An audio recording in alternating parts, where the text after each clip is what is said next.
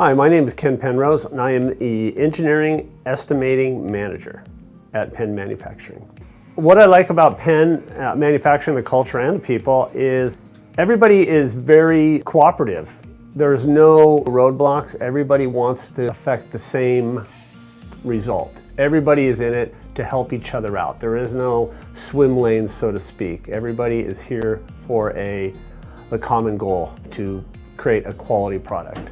I've been in this industry for probably 40 years. I've gone from the very beginning. I started as a welder, and I've gone all the way through up reading prints and doing layout, and I teach people software. I like to show people what I know, what I've experienced, and people show me stuff that I haven't seen before, which is good. We just got a couple of big contracts, high volume sheet metal, stainless steel cabinetry.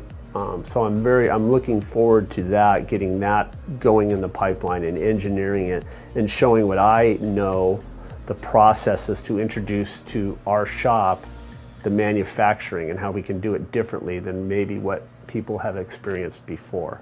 My tool in the shop I like to use now is SolidWorks. We'll call it a tool, it's a CAD software.